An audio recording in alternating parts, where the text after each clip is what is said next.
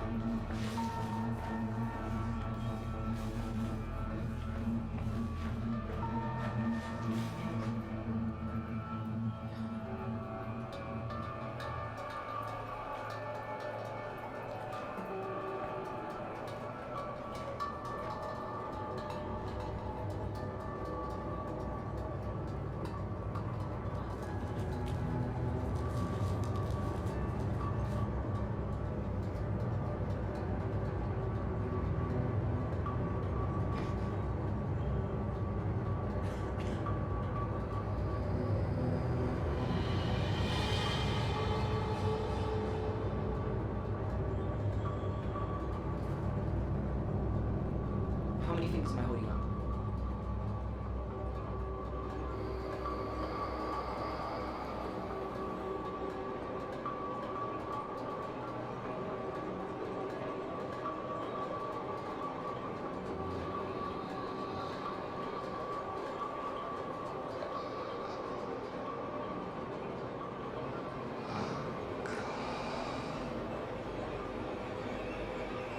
How many fingers am I holding up?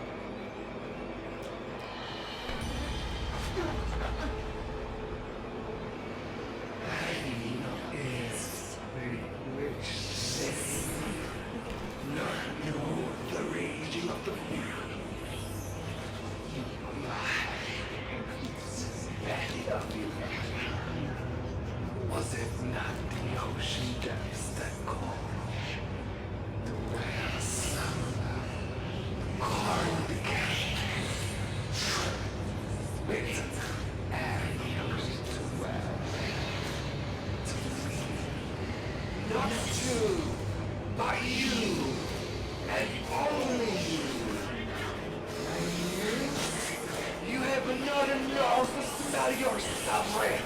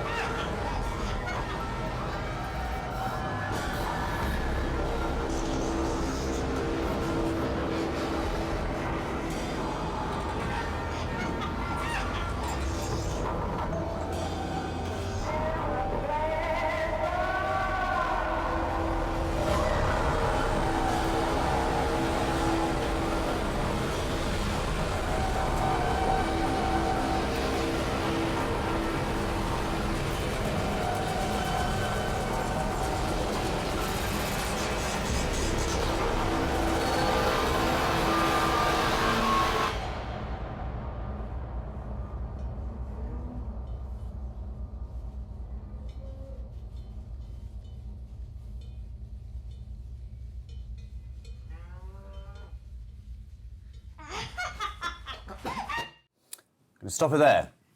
Oh yeah, nice one. Hi. This is a fantastic experience, you know, being here.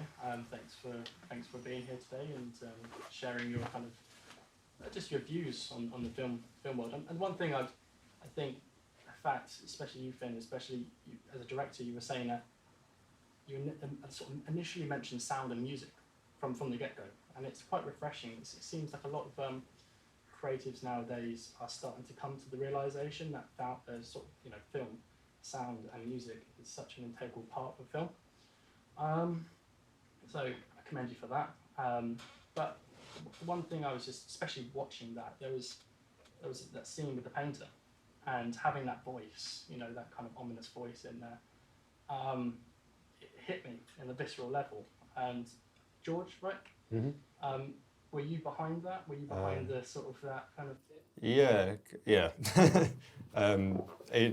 Miles handled the ADR session for Moon. Michael Moon is the actor for that. Yeah, I spent quite a bit of time on that actually, just getting it feeling right. It involved I had just a clean version of the thing once I got it all synced up, because that's a whole other thing once you're working with ADR, just to get it to the frame basically, otherwise it just feels off. So I did that, and then I used other takes of the ADR session and layered them in sporadically around in the stereo field basically, and then a few other layers of the same other dialogue with various effects on and stuff. But I didn't watching it then. I think I'm quite pleased with how it came out, in the sense that it comes through clean, but it's got an otherworldly quality to it, which is exactly what we wanted, really. Well, I have a question for you, because I remember, in my memory, the reason why you had multiple layers of the dialogue was to kind of not cover up, but blend in the fact that it was ADR, and was that the case, or was it actually more atmospheric? It was more atmosphere, but it definitely helped. Right. But because there's other sounds going on as well, I think that kind of masked that problem anyway. So it was more just about making it seem like some otherworldly voice, right? Different sort of variations, and the details come in and out at certain points, but because you want the dialogue to come through cleanly more than anything, that's the priority. But yeah, I think with that ADR, I remember when I did it with Moon, we got just whispering takes for some reason. I was like, I'll just take it down a notch, and we'll just go really as quiet as we can, and we'll just go through the whole thing. And then that suddenly brought this thing that you made, which makes it sound louder, really, having the whispers in, which is it becomes crazy. this more schizophrenic image in a way of all these sounds going on. It's interesting how when you're there and you're recording on site, if that's what you're interested in is sound design, it's interesting to just get those variations that could then make something really magic and unexpected on the tail end of things. You don't know what you'll actually need until later on, so it's best just to get as much as possible and have as much as possible, and then you might not use 90% of it, but you've got it if you do, and it might be the nugget of an idea that might lead to something. You don't know where your inspiration is going to come from, so if you've got more content to work with, it gave us that freedom, didn't it? With all those takes that you did in the ADR session, it wouldn't have been possible really without so many takes. And did you use different parts of different takes for each sentence? Yeah, basically, yeah. You so puzzled it together, right? Yeah. So because the actor had a bit of an accent, so some of the pronunciations in some takes weren't just as clear as we'd like. So sometimes I was literally kind of Frankenstein and chopping up single syllables of the words, and then just trying to get that all work together. But yeah, it came out quite well, I think so. Nice one. Was there any kind of things that you looked at in terms of inspiration that you kind of looking at going, this is something that kind of would be a good kind of basis for that, or did you just go straight into What, for reference? Yeah, references. No, actually, I didn't.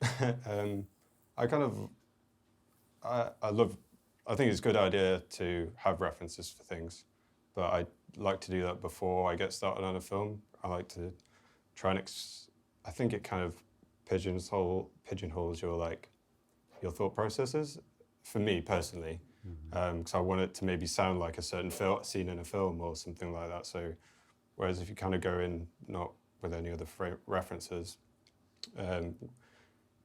you kind of more relying on instinct and what feels right and experimenting more, and I think that leads to more interesting results personally. And in terms of process, we mentioned before, but Finn made a Spotify playlist for basically the films divided up into, I think, 7 segments, which are each their own palettes in a way. And the whole idea that we were having is that we transition through these palettes as the film almost changes genre. So you have the same motifs going on, but it's starting to feel like a different film each time. Yeah, so each playlist had like songs that weren't what I wanted necessarily in the score. Like if I could have had the rights to those songs, I wouldn't have used them. It was just more like feelings, ideas, little sounds in certain songs. I was like, I really like that little bit there, or like just anything. But you know, most playlists only had like 5 or 6 songs associated with each scene. But that was just to kind of like get us all on the same page. Yeah. Kind of give an idea General of impressions. get the hive mind buzzing. We're going in this direction. Literally. Sorry? We're going in this direction. Yeah. Oh, and actually I remember one of the I had quite a few of this soundtrack in those playlists was the Holy Mountain by Alejandro Jodorowsky. I don't know who the composer was for that, but that was definitely in some of the later parts of the film. That definitely inspired my kind of desires for the score. The bees running. The bees, yeah. Well, we just love bees. And maybe to caveat that, and this is maybe a bit naughty, as a composer, ideally listen to the reference track once and then never listen to it again. Otherwise you're just recreating that. And even though I think for the first appraisal of the reference track, it's essential to get on the right page, the creative headspace, the creative hive mind. But for bespoke composition, it's so easy just to replicate what you've heard subconsciously, and then you're like, oh, I've just done that exactly how it is. So that's a hard one to navigate. But you got to know, I think that's what you're right, the vibe, the intent, the kind of environment. And then as soon as you get that, never listen to it again. However, like I think it's also like if you are struggling with ideas and stuff, it is it's good great to like look at the references and find how. So if you're, like, for example, in a sound design problem, and you're not feeling inspired or whatever, it is a good idea to reference. It might spark something. True. And you never know what it's going to lead to, but yeah. Sorry, do you want you finish off, because I was going to ask another question. Well, when we were editing, so this was before the sound post-production stuff even started, we were in a Russian Orthodox cottage. Anyway. Sorry, Karen. We were together, like staying together, editing for a week. And it was very intense. And we would edit to music because we just needed to have something else to stimulate us, because we were just editing the same scene over and over again, watching it so many times, just to keep us occupied. But we kind of noticed that the songs and we'd go through completely different genres for the same scene, and we weren't listening to specific genres to match what we were editing. It was just random stuff off our Spotify's. But that kind of informed, sometimes we'd listen to something and we'd be like, oh my God, watch it with this song on, like, how interesting. YouTube or like, to MP3, get it in, put it in a timeline. Do you know what I mean? Just because it was it just would give really you some... interesting to, like, you know, in one scene you'd play something by, I don't know, some classical music, and then you'd suddenly play like a pop song, and they'd both work, but they'd give it a completely different vibe. And that really, I think, got my brain thinking about what I wanted in terms of sound direction. Sure. But yeah, it's a fun fact. Lauren, you've sparked a full-on debate. Thank you. Yeah, actually quite inspiring, actually, because I must admit, in the past I've always kind of looked at references myself, and I've just always kind of gone down, and you've raised a very kind of poignant point. It's just like, if you're kind of looking at stuff, you're just going to sound like that all the time. So, thank you. Stuff to be aware of, but yeah, thank you. Another question. What's your name, sorry? Evie. I'd like to ask about specifically the Foley, and I'm just intrigued on, did you like reuse a lot of sounds throughout it, where you can get away with, or mostly go with? I think there's like magician secrets. Yeah. Fade into the shadows. Very little. Like sometimes, you know, for example, with footsteps, you never really ever want to recycle the same footstep sound. It just sounds robotic.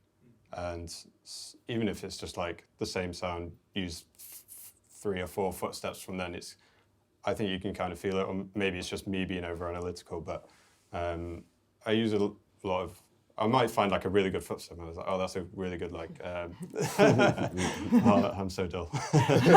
No. You're in the right room. Yeah, You're in the right room. It's your people. You might want to like, be like, okay, that's just like the perfect sound, but obviously you don't want to reuse it, so I might like shorten it and then maybe layer another one on top of it and things like that, so it never feels the same, but you can, yeah, as long as it doesn't feel like you're repeating it, it doesn't really matter. But I think George is being a little bit humble, as I know he's a bit of a stickler for doing everything bespoke and taking it that far down the line. yeah, to my own detriment sometimes. Yeah, and I think ultimately that approach will help you in your career.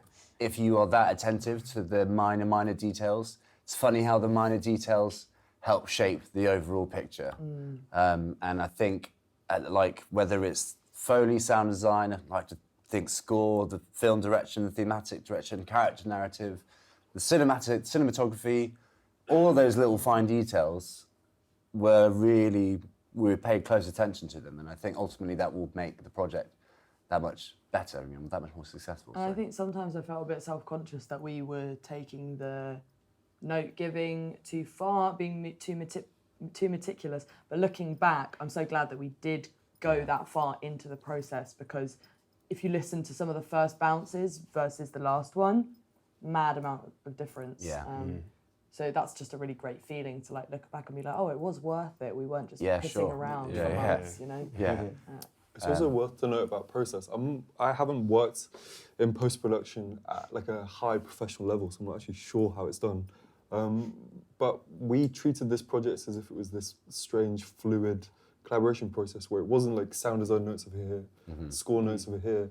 It was all the same thing as per each scene. Yeah. And all of the notes would be referencing to each other's own elements. And you guys became some four-armed creature throughout the process of that. Because it was all this organic thing that kind of was born out of that, you know? Yeah, definitely. Yeah. Thank you for your question. Isaac at the back, you were up next. Mainly a question for Jamie, but also can be answered by any of you. In your process of the creation of the entire film, was it a case of, because you mentioned before how it's split into 7 different parts, was it a case of doing the individual parts and then putting them together, or doing the overarching kind of ideas and then focusing on different aspects? And for the composer side of it, would it have been a case of composing for the smaller sections and then figuring out how to connect them all, or doing like an overarching score and then doing that's more interesting. like leitmotif sections for the... I think I was lucky enough to basically knock out the first environment almost in one. And I felt like that was cool. And then we've all kind of felt like the Western whistling guitar bits. There was a little bit of shaping, but that I felt quite early on that was agreed that was cool. And then I was like, this is going really well, really easy. And then it wasn't as easy as that from there on in. I think the Nightmare scene itself, I think there were 12 different edits and versions of it. I remember trying to recreate a Mozart's Lacrimosa myself, and that didn't necessarily work. So you kind of go back, and then it becomes, how can we make it work right for the film through Finn's vision and kind of the context that we have. I think ultimately for me, like there's one scene where there's a zoom in scene and there's like another whistling and it's all a bit like, it starts to get a bit dark and crazy, and I felt like that was one fluid piece of composition. And I think in an ideal world, I mention it all the time, I would like to be like Vangelis and compose start to finish and be like, I'm done. But I'm not that much of a genius or at all proclaim to be. So I think it's, sometimes you get lucky. I think for me, the opening sequence had something that I was guided by folky style stuff. And due to its kind of slight thematic leans on the kind of cowboy Western vibes, I felt like that was appropriate. And I went for it and it worked. And I think we were quite happy with it soon. But then the actual process of the the feedback, which was absolutely imperative, and also the sincerity and lack of issue in telling how it should be, or should we try this, and me trying to be as open as possible, allowing for redos, re-edits, redrafts, and being like, okay, there's another one, that's fine. You know, it didn't work, this isn't on me, this is much larger than me, and therefore it needs to be right, and therefore you go again. So it's a bit of a mix, really. I think I had and it kind of ends up being scene for scene, really. I think that might have been a better process to go for it as opposed to the whole thing, because it's such an eclectic, like, film, really, isn't it? Referencing so many different things, different environments, that I think on reflection that would have been a better way to approach it. But I maybe wouldn't have had that symbiotic understanding through watching it fresh and having, like, because I think the opening is, you know, I'm quite proud of all of it, but in particular the kind of fusion of sound design, score, cinematography, film narrative, direction. The opening, I think, is a flawless thing that happened quite early on. So it's kind of a bit of both. But yeah, I think also it's important to say, like, I treated the composition style at the time that I allowed it as if I was getting paid £1 million. Like, that's how much I invested into it creatively, and I really, really wanted for it to be the best work I've ever done, and for that alone is a challenge.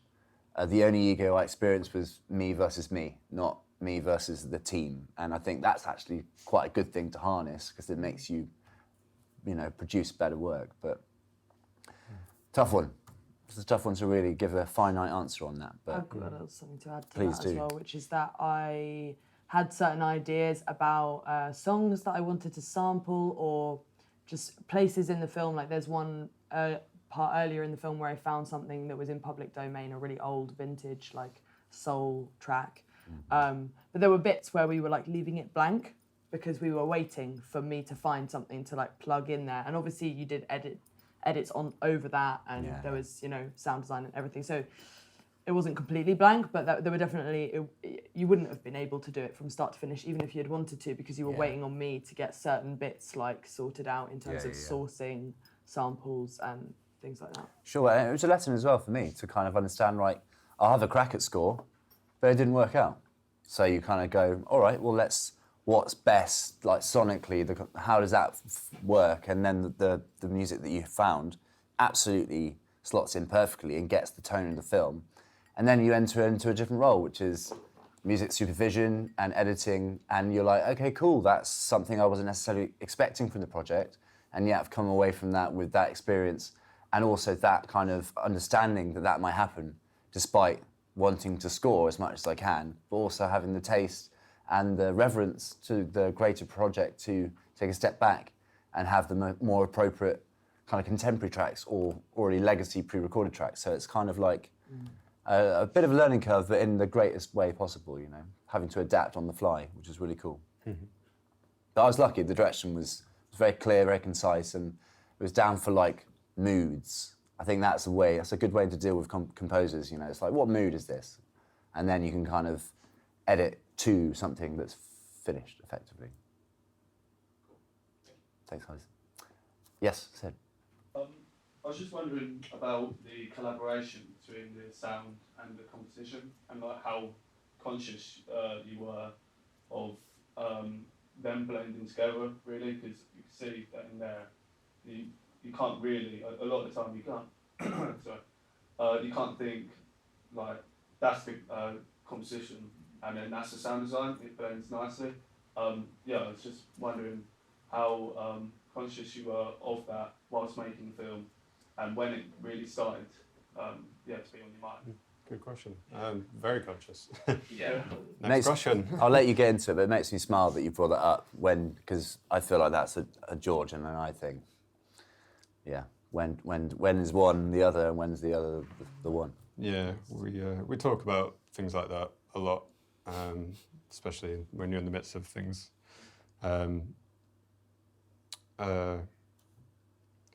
Yeah, I don't really know how we do it. It just works. We just work really well together, to be honest. I'd say the insight is I have unequivocal faith in George's talent as a sound designer. That even if I did the most basic stripped back stuff, it would sound incredible with George's sound design. And I actually feel personally that I'm quite fortunate in the fact that when I finish something that I am immensely proud of and I think it's finished, I also know that it's not finished until it's matched up with George's stuff. And it becomes this higher essence of sonics for the film.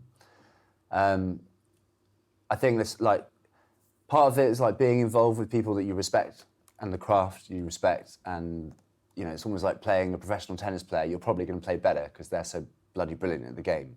So I feel like part of that, working with such talented visual and directorial kind of talent, and also specifically George's sound design, for me personally as a composer, I feel very reassured that I could basically fudge it and it still sound brilliant because George is the other side. I'm not sure the other way, but It goes both the other yeah, way as well. we are fortunate. We have a good relationship for that, and But we would speak about specific things sometimes. So I'd be like, oh, I've got this thing going on. However, your music's got a bit too much low end or something like that, something specific like that. So, and I think, I might say that I think the sound design needs to have a bit more priority here for narrative reasons or what have you. So I'd speak to Jamie about it and just be like, look, can you just rein in the low end a little bit because of X, Y? just turn it down. Yeah, just a little. It was just amazing from our side of things. The dedication. It felt like anybody played like Roller Coaster Tycoon when you're on sandbox mode. That's what it felt like working with these guys. You just got all the money to spend to create the theme park you want. Even though it was such a bare bones strip back, like this is the post-production team. It was all just us for like 11 months, which can feel like quite cognitive dissonance after a while because you go through so many iterations of something. But for example, the bees in the shot where we're chasing them as they run through the forest, the bees were carpenter bees that you recorded in the south of France? Yeah. I was on holiday in France and I've never seen one before, even heard of them, but these things called carpenter bees, they're these huge bees, they're like purple. And it's just like flying around. It's like, what is that? I thought it was a beetle or something. But anyway, it was like really loud and sounded so interesting. So I immediately like grabbed my recorder and just like recorded it, got as much as I could before they got fed up with me being there. Well, the bees were like, come on, George, move on now, mate. You've got your fill. I've got to build this house. I think that's a really important thing for sound designers. You're on holiday, you hear something, you want to record it, have you got your recording device with you? I mean, that's something you should probably have on you at all times. And I mean, the bees is a real strong theme in this film, and it's like that, having that off the cuff, I'm going to do this and record it, not only gets that genuine organic fidelity of the thing you want to use, but you know, what an amazing thing to be caught up on and instantly go and record it. That's definitely something to consider. You don't know when you're going to come across a really nice sound, even if you don't know what it's for. Like I take my recorder dog walking pretty much every single time, just in case.